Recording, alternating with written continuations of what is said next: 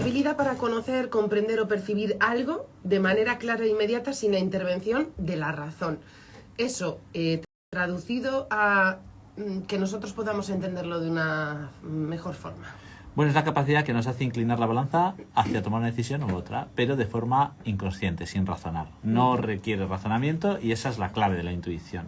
O sea, el razonamiento y la intuición son enemigos profundos. Mira, esa es la diferencia. Esa es la gran diferencia. Claro, o sea, una claro. persona cuando habla desde la intuición no habla desde la razón. No se puede razonar. No es una razón lógica la que predetermina esto. Nadie puede garantizar por seguir nuestra intuición, de hecho, que vayamos a tomar las decisiones más exitosas, pero sí que hay gente que tiene la afinidad, tiene afinada ese sentido de la intuición, y esa sería una de las claves a las que venimos a hablar hoy, ¿no? ¿Qué es lo que pasa? ¿Por qué tenemos esa intuición? ¿En qué consiste? ¿Cuáles son todos los mecanismos que nos llevan detrás de... Sí, ¿y qué tiene ese tipo de personas o qué características pueden tener para que la tengan más afinada? Mira, pues las características que te las iba a decir al final, pero te las voy a decir al principio. Yo es que soy así. Yo Siempre también. empiezo por lo último porque si no me gusta pasa otra cosa, mariposa. Está muy bien, está bien. Entonces no te dejaré un libro porque si no me lo desmontas.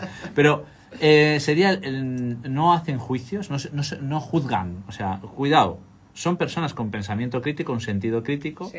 Son personas que manejan la lógica, que tienen experiencia, que están abiertas, mente abierta, pero sin juicio, no juzgan. Son muy observadoras. Muy observadores. Entonces, el inconsciente, fijaros, esos son unos datos que yo doy en mis formaciones. El consciente, que es el que razona, la lógica, cuando analizo todo, va a 40 bytes por segundo.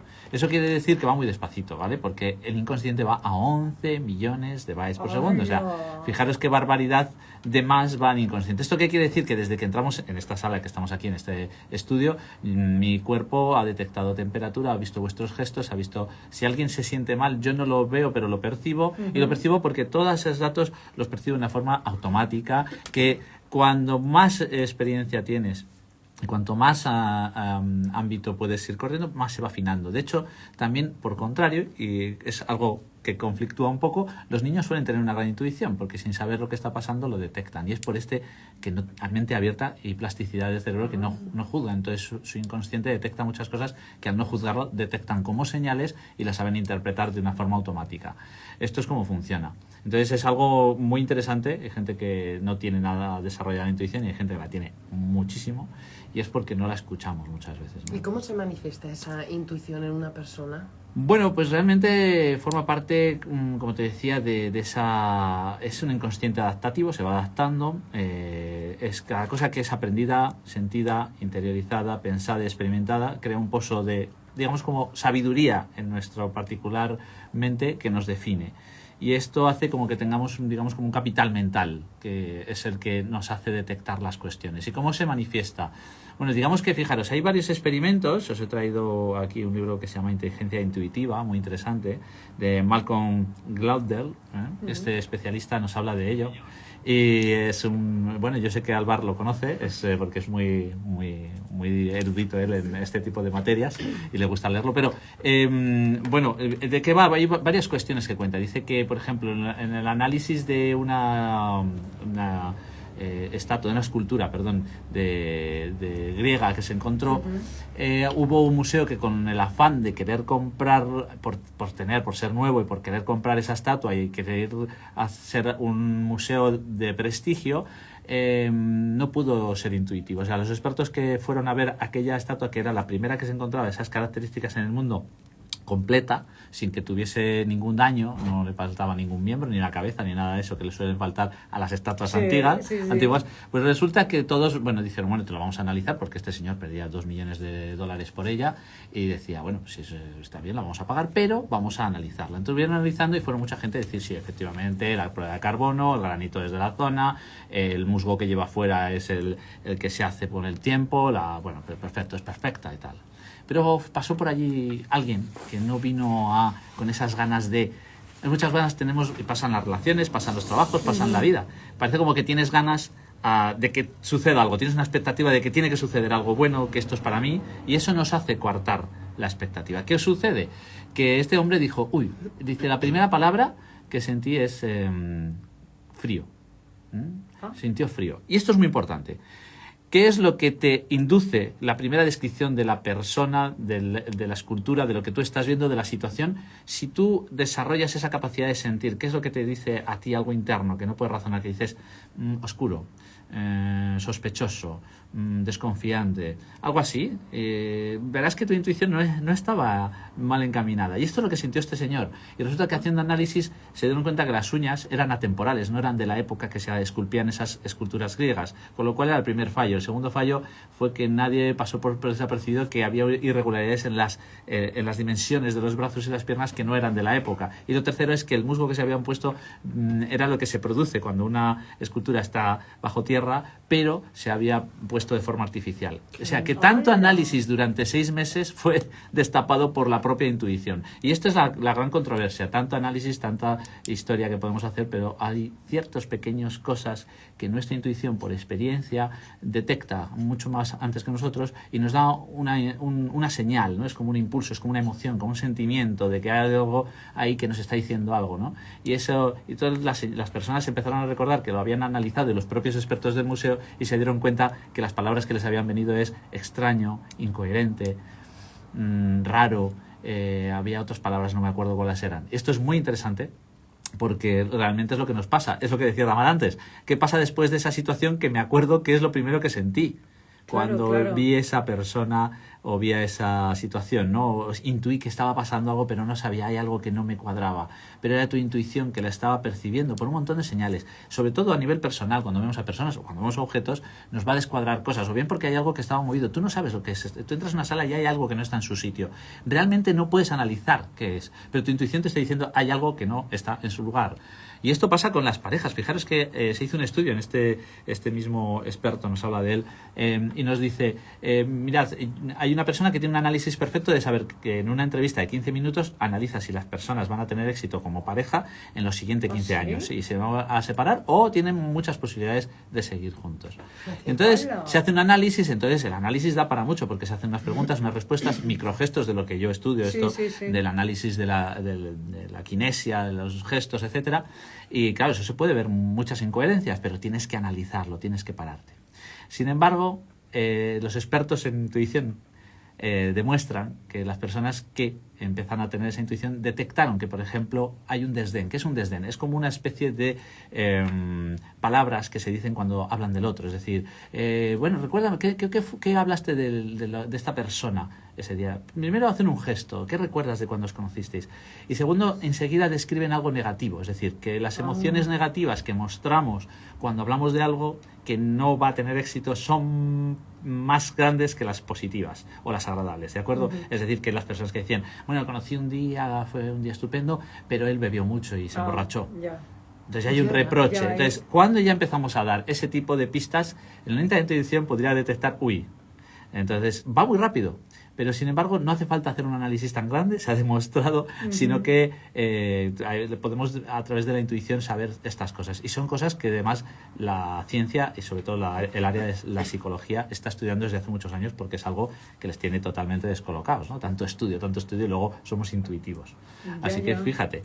Y, bueno, pues es súper curioso porque, al final, todos tenemos esa intuición. Lo que pasa es que... ¿Y qué pasa cuando falla esa intuición? Falla porque, primer punto, solemos tender a juzgar mucho lo que estamos viendo. Es decir, yo tengo muchas ganas de que salga bien una relación, conozco a una persona, entonces todo es maravilloso, me siento deseado. ¿Y yo qué deseo? Tener una pareja, formar una familia. Ese deseo es mucho más grande que la intuición. Es decir, es una interferencia tan brutal que no puedo escuchar a la intuición. Y aunque la haya escuchado en un momento dado, vino la señal, es tan grande mi deseo de obtener algo que traspaso eso por la expectativa tan grande que quiero comprar, que quiero obtener esta parte. O sea, es como un autoengaño que te produce, esas ganas que tienes tú, exactamente. Correcto. Esa venda. De hecho, fíjate que a la hora de decidir somos mucho menos libres de lo que creemos. Es decir, que nuestro inconsciente, esto lo demuestra el doctor John Dylan Haynes, que es un neurocientífico a nivel mundial espectacular, y él ha demostrado que las decisiones son inconscientes en un 98% de ellas. O sea, fíjate parece que pocas. Tomamos 35.000 al día, 35.000 decisiones al día.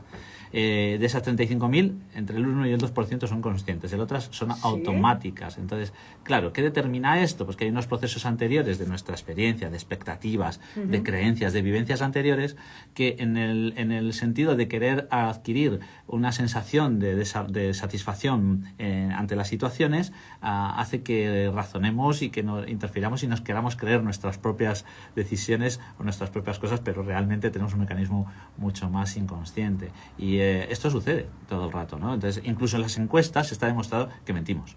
Siempre decimos mucho aquello que nos queremos convencer que es verdad, pero realmente a la hora de decidir no decidiríamos eso. Por muchas veces los estudios fallan. Los estudios dicen que, y luego, ¿cómo es posible? Si la gente habían dicho 20 que sí, ahora nadie... ¿Cuánto? ¿En qué franja de edad esté? ¿En los 15? Pues por ahí. Es verdad. Dime. Oye, y una cosa, porque al hilo de lo que estás hablando, por ejemplo, yo pienso en una persona, cuando la conoces, o sea, de las explicaciones que tú nos has estado dando con estos ejemplos, me llevo a pensar, por ejemplo, cuando hablamos de esa primera impresión, conoces a alguien por primera vez y te da una impresión que luego, o sea, no sé si eso puede ser la intuición, porque luego si esa persona tú la vas conociendo más con el tiempo, la conoces más y resulta que esa primera impresión a veces has acertado y otras veces no.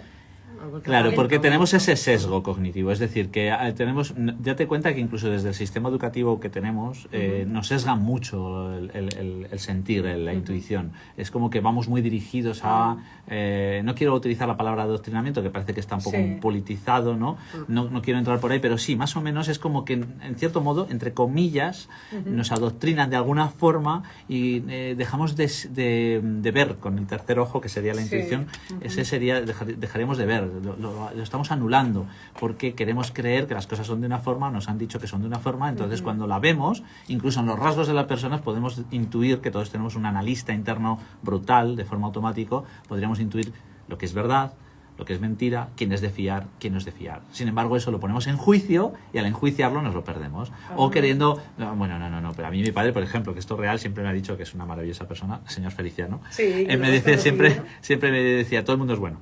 El andaluz, siendo todo el mundo bueno. Entonces yo durante muchos años creía que todo el mundo era bueno. Entonces, aunque yo veía cosas incoherentes en la vida de las personas que me mostraban una cosa, pero me hacían disonancia cognitiva, que era la diferencia entre lo que mostraban y lo que hacían, yo, como ponía en duda y todo el mundo era bueno, pues le daba esa oportunidad y al final decía, sí, es que lo sabía, ¿no? Esto que hemos dicho todo.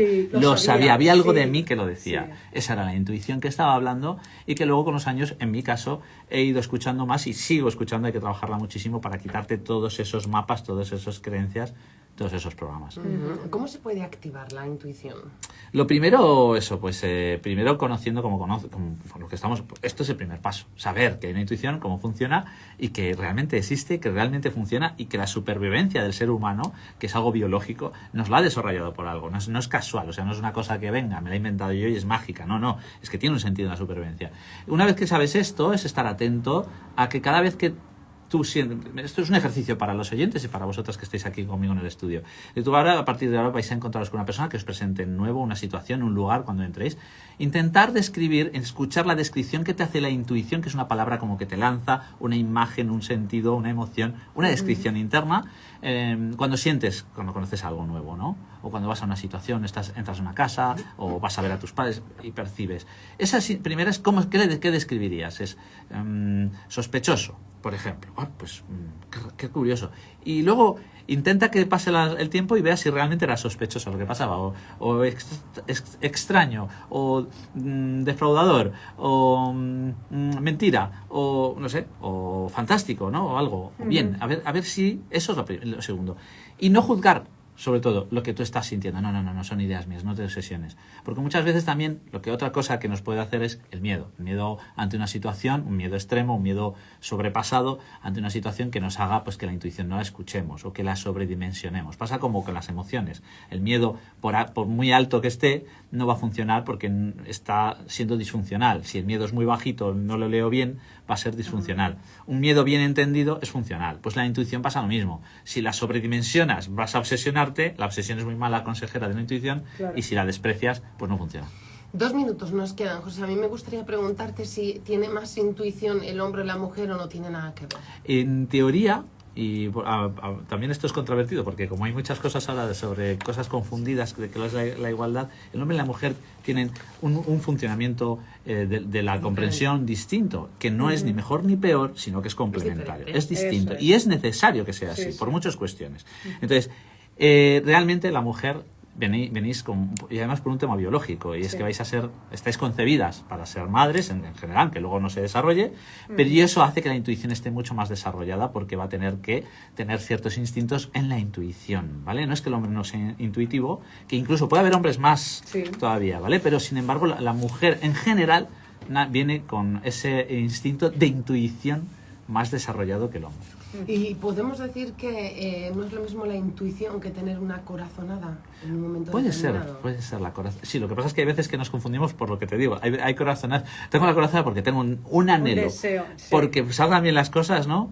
Pero hay una diferencia entre la corazonada y la intuición. Hay una especie de sensación certero, más auténtico, que cuando no la persona está más equilibrada, más en armonía, puede detectar. O sea que una de las claves para acabar sería que tenemos que estar en armonía para poder escuchar bien nuestra intuición. Qué bueno. Qué bien. A mí eso me encanta, lo de estar en armonía, y es verdad, lo estoy experimentando, y cuanto... Una vez lo experimentas ya lo valoras mucho y pero sobre todo yo estoy dándome cuenta que cuanto más tranquilo estás, más a gusto contigo, te quitas de problemas, mucho mejor, o sea, estás mucho más perceptivo y todo te hace, o sea, lo ves mucho mejor la vida en general. Sí. Entonces la armonía, que yo siempre diferencio, que el equilibrio requiere mucho esfuerzo, porque siempre mantener ese equilibrio requiere, y la armonía requiere de esa fluidez, ¿no? Eso es, como que a mí me gusta tanto. Sientes más ligera, ¿verdad? Más natural, es más adaptable, ¿no? Pues yo tengo, no sé si la intuición o la corazonada de que tenemos que irnos a la puli por la cara de Alvar. Me lo estaba teniendo, Qué necesaria. Tenía esa intuición.